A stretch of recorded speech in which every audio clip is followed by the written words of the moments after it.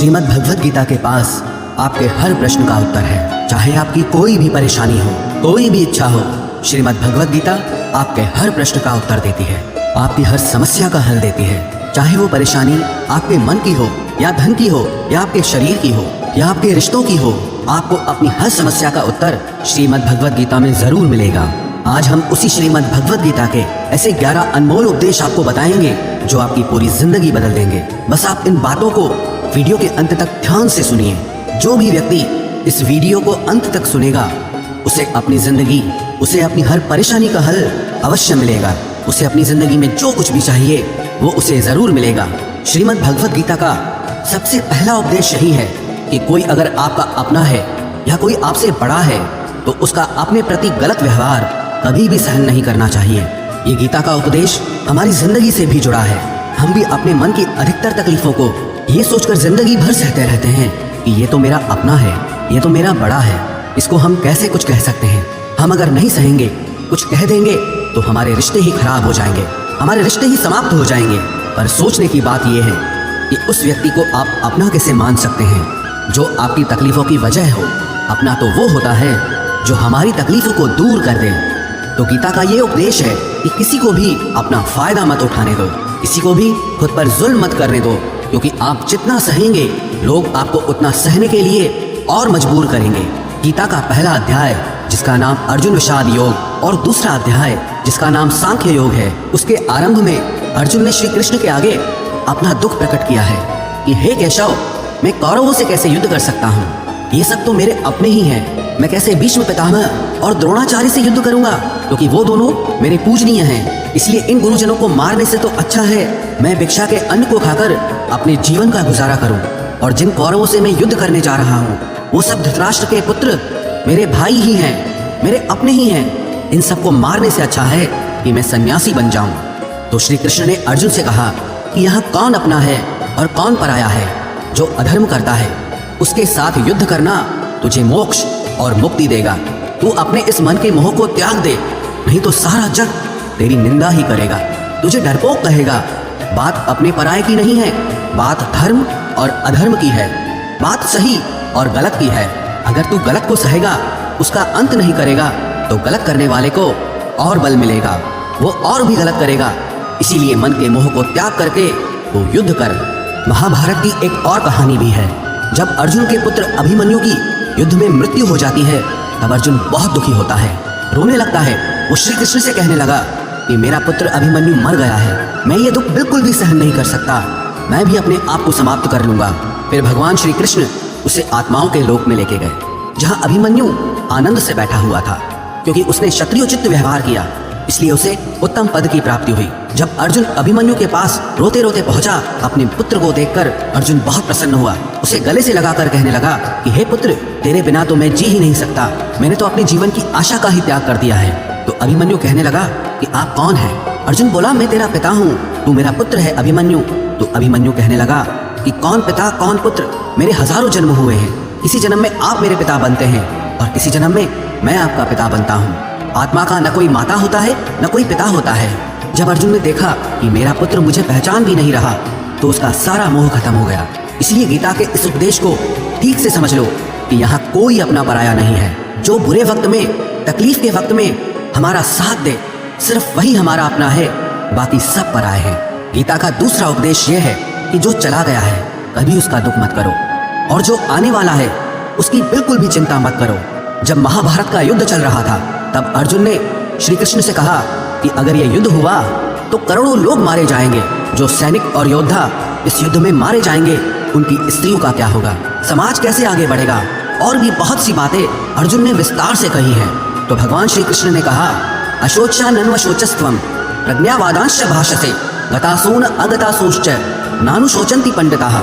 श्री कृष्ण बोले, हे अर्जुन, तू बड़ी बड़ी ज्ञानियों जैसी बातें करता है, लेकिन जो सच में ज्ञानी होता है, वो जो लोग मर चुके हैं, जा चुके हैं या एक दिन जाने वाले हैं, उनकी चिंता नहीं करता है, उनका दुख नहीं करता है। तेरे हाथ में कुछ भी नहीं है, तू चाहकर भी कुछ कंट्रोल नहीं कर सकता। जीवन और मरण ये तो प्रकृति की नियति है। इसीलिए जो ज्ञानी होता है वो किसी के मरने पर भी रोता नहीं है। ज्ञानी जन ना ही बीते हुए कल का शोक करते हैं और ना ही आने वाले कल की चिंता करते हैं। इसीलिए जो होने वाला है वो होकर ही रहता है, और जो नहीं होने वाला है वो कभी नहीं होगा।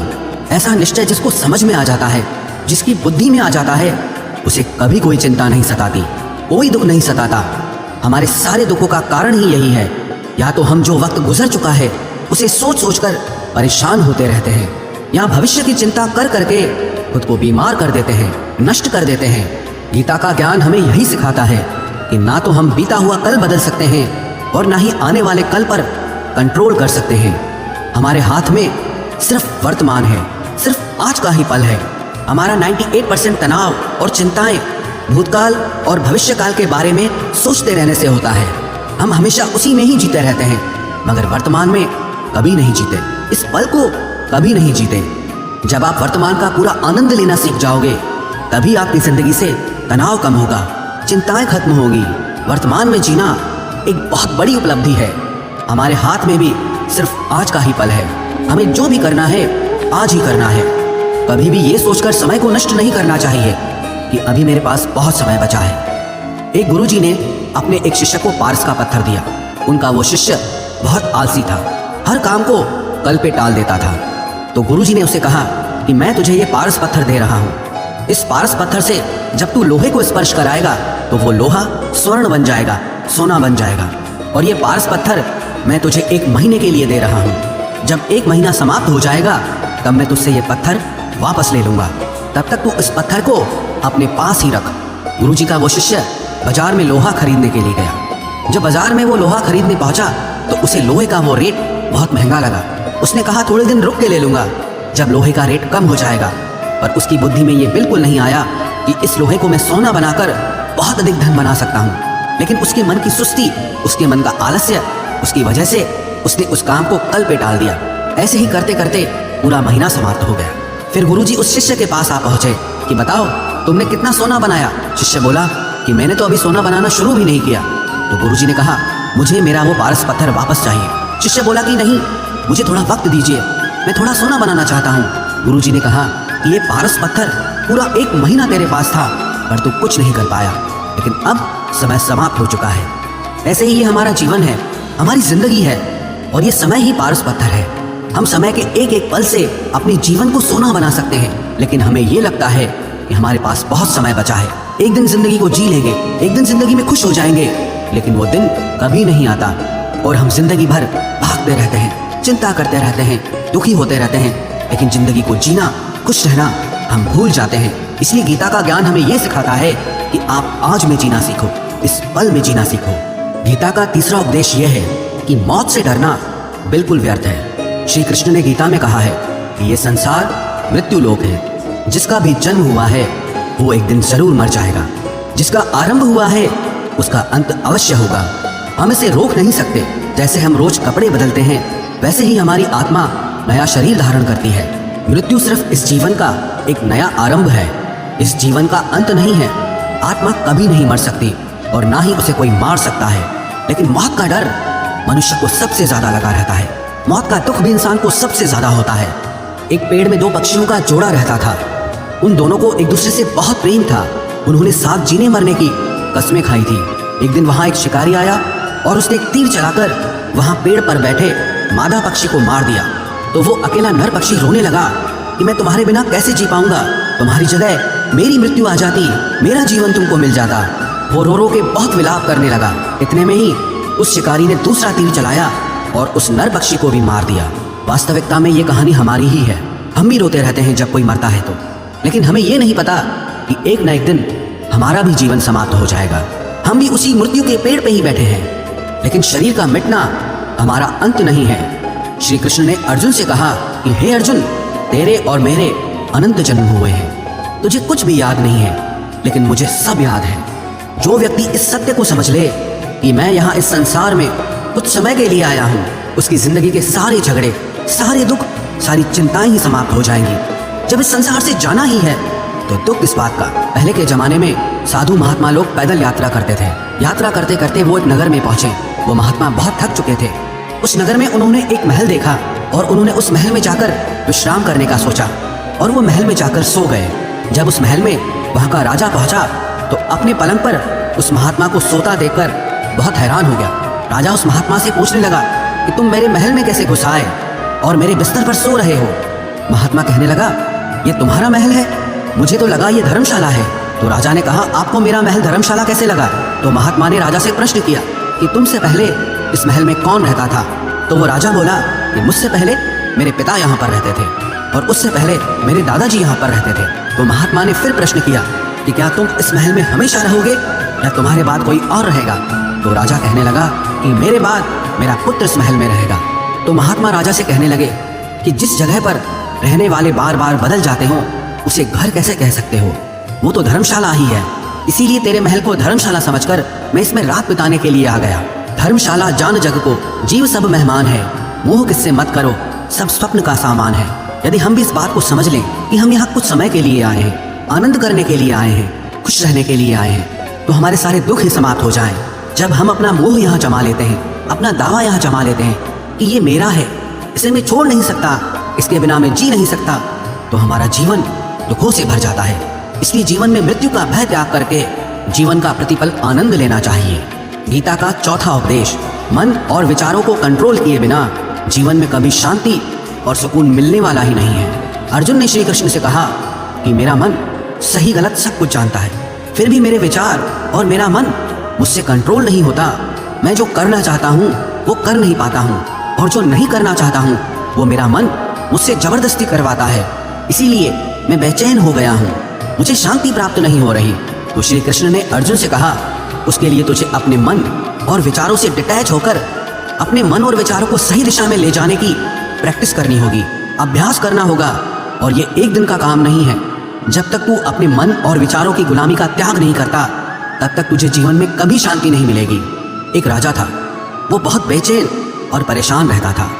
एक दिन वो अपने गुरुजी के पास गया और उनसे कहने लगा कि मेरा मन बहुत बेचैन है, मैं बहुत परेशान हूँ, मैंने पूरे संसार को जीत लिया है, सब कुछ है मेरे पास, पर मैं खुश नहीं हूँ, मेरे मन में सुकून नहीं है, शांति नहीं है। तो गुरुजी ने राजा से कहा कि तुम्हारे नगर में अगर कोई ऐसा व्यक्ति है जिसने सुकून को प्राप्त कर लिया है, शांति को प्राप्त कर लिया है, तुम उसका एक बार कुर्ता पहन लो तो तुम्हारे जीवन में भी शांति आ जाएगी।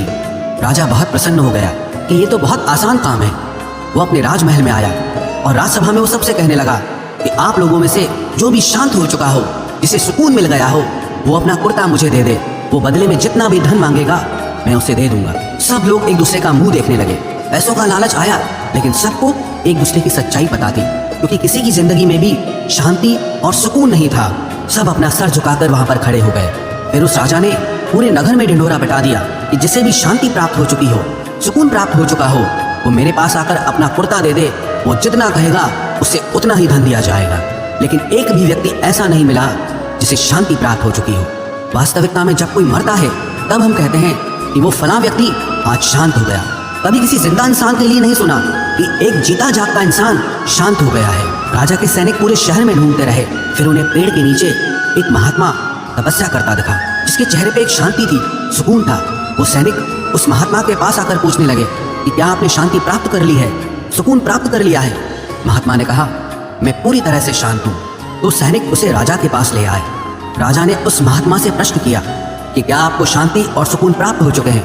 वो महात्मा कहने लगे, महाराज मैं पूरी तरह से शांत हूँ, मुझे कोई चिंता नहीं, मुझे किसी चीज की लालच नहीं, मुझे कोई इच्छा नहीं है। तो राजा भी बहुत प्रसन्न हो गए कि आखिर वो व्यक्ति मिल ही गया जिसे शांति की प्राप्ति हो चुकी है, जिसे सुकून प्राप्त हो चुका है। तो राजा उस महात्मा से कहने लगे कि हे महात्मा, आप कृपया करके अपना कुर्ता मुझे दे दीजिए, बदले में आप जो मांगेंगे मैं आपको दे दूंगा। वो महात्मा कहने लगे कि महाराज सुकून और शांति तो मुझे मिल चुके हैं, लेकिन क्या करूं, मेरे पास कुर्ता ही नहीं है पहनने के लिए जो मैं आपको दे सकूं। जब राजा ने उस महात्मा की ये बात सुनी कि इस महात्मा के पास कुर्ता भी नहीं है पहनने के लिए, उसके बाद भी ये महात्मा एकदम शांत है, इसके जीवन में सुकून है। मैं सारी जिंदगी धन को जोड़ने में लगा रहा, दुनिया जीतने में लगा रहा, लेकिन मुझे शांति नहीं मिली, सुकून नहीं मिला, क्योंकि शांति और सुकून बाहर की चीज नहीं है, अपने भीतर की चीज है। इसीलिए जब तक कोई व्यक्ति अपने मन और विचारों को कंट्रोल नहीं करता तब तक उसके जीवन में सुकून और शांति नहीं आती।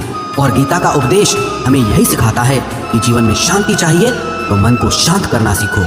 गीता का 5वां उपदेश ये है कि वासना, क्रोध और लालच सर्वनाश का कारण है, नर्क का द्वार है। जिस भी मनुष्य में ये 3 अवगुण होते हैं वो हमेशा दूसरों को दुख पहुंचाकर अपने ही सुख और स्वार्थ की पूर्ति करता रहता है। किसी भी चीज की हद से ज्यादा वासना करना और क्रोधी स्वभाव होना और मन में लालच होना उसके जीवन के सुख को समाप्त कर देते हैं, उसके सारे रिश्तों में जहर भर देते हैं। इन्हें नर्क का द्वार इसीलिए कहा गया है क्योंकि जिस इंसान में अत्यधिक क्रोध है, लालच है, वासना है, उसका पूरा जीवन जहर से भर जाता है। उसको मरने के बाद नहीं, जीते जी यहीं पर नर्क का दर्शन होता है।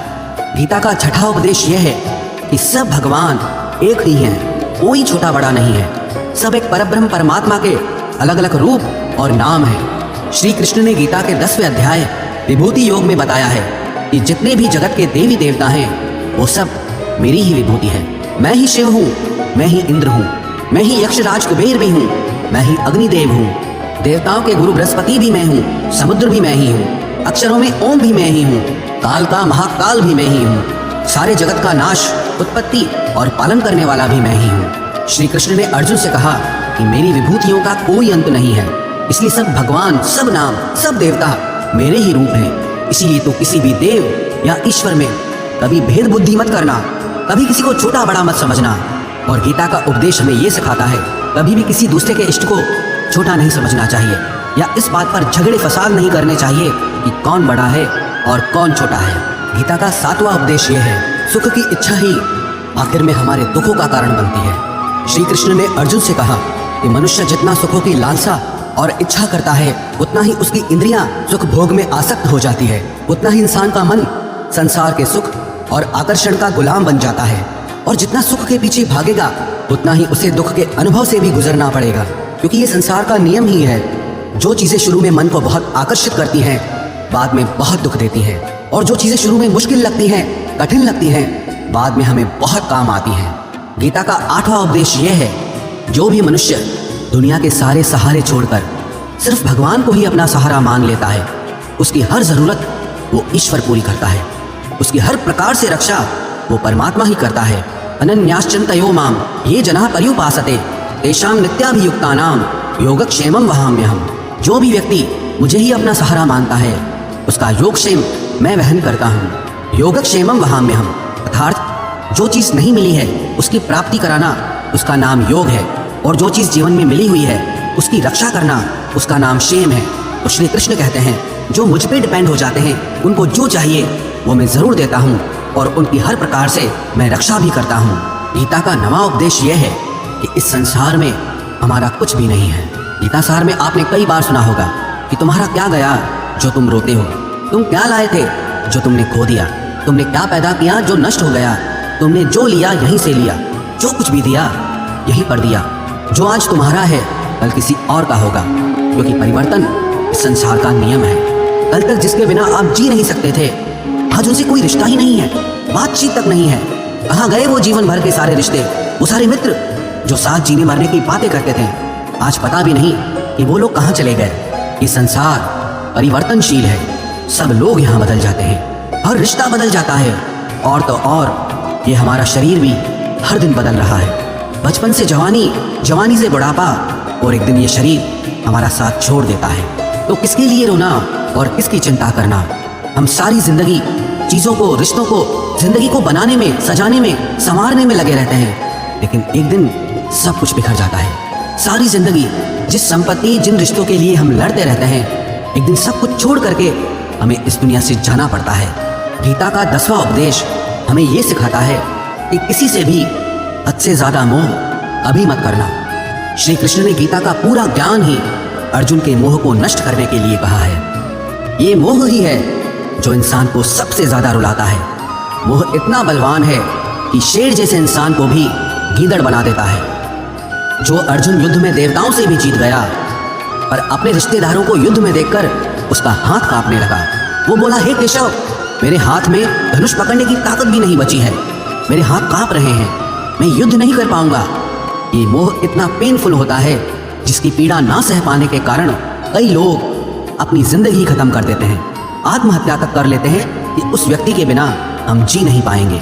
जीवन में किसी से भी हद से ज्यादा मोह करोगे तो जीवन भर पीड़ा का ही सामना करना पड़ेगा।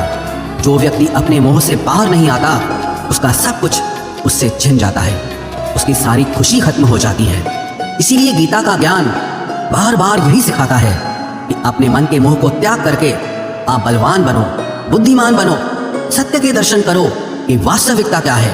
क्योंकि हमारा मोह हमें हमेशा झूठ ही दिखाता है, झूठ पे ही विश्वास दिलाता है और दिल में झूठी उम्मीदें जगाता है।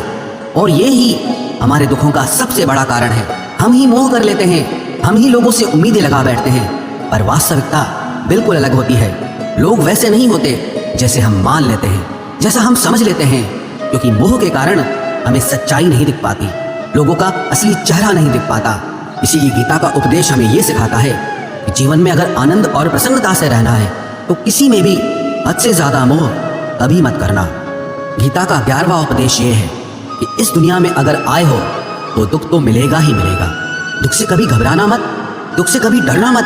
श्री कृष्ण ने गीता में कहा है कि ये संसार दुखालयम अशाश्वतम है, अर्थात ये संसार दुखों का घर है। जैसे औषधालय में औषधि मिलती है, पुस्तकालय में पुस्तकें मिलती है, चिकित्सालय में चिकित्सा होती है, वैसे इस संसार को भी श्री कृष्ण ने एक नाम दिया है, दुखालय, जहाँ पर दुख मिलता हो। दुख तो यहाँ हर किसी के जीवन में आता ही है, लेकिन अगर दुख आया है तो सुख भी आएगा। इसीलिए दुख से कभी डरना नहीं चाहिए, क्योंकि ये संसार दुखालय भी है और अशाश्वत भी है। अशाश्वत का मतलब यही होता है कि यहाँ परमानेंट कुछ भी नहीं है, यहाँ सब कुछ बदल जाता है। दुख सुख में बदल जाता है और सुख दुख में बदल जाता है। सम्मान अपमान में और अपमान सम्मान में बदल जाता है। खुशी दर्द में और दर्द खुशी में कभी भी बदल जाती है। जीत हार में और हार जीत में यहाँ कभी भी कुछ भी बदल सकता है। कुछ भी परमानेंट नहीं है, ना ही हम परमानेंट हैं, ना ही हमसे जुड़ी कोई चीज यहाँ पर परमानेंट है। क्योंकि ये संसार अशाश्वत है, शाश्वत नहीं है। यहाँ सब कुछ बदलने वाला है, यहाँ कुछ भी परमानेंट नहीं रहेगा। तो आपका दुख भी परमानेंट नहीं रहेगा, इसलिए दुख से कभी भी डरना नहीं चाहिए। गीता का ये उपदेश हजारों साल पुराना है, लेकिन आज भी नए से नया है। पूरे विश्व में गीता को सबसे ज्यादा पढ़ा गया है और सबसे कम समझा गया है। श्रीमद् भगवद गीता के ये उपदेश अगर कोई व्यक्ति ठीक से समझ ले और उसे अपनी जिंदगी में उतार ले, वो ये पक्की बात है, वो अपनी जिंदगी में जो चाहे वो हासिल कर सकता है। अपने जीवन की हर समस्या से वो एक पल में बाहर आ सकता है। श्रीमद् भगवद गीता के इस दिव्य उपदेश को हमें बार बार सुनना चाहिए, हर रोज सुनना चाहिए। जब भी जीवन में कोई चिंता या परेशानी आए तो एक बार इस उपदेश को जरूर सुन लेना और मन में यह विश्वास रखना कि गीता का ये उपदेश आपकी जिंदगी की हर परेशानी में आपको राह अवश्य दिखाएगा।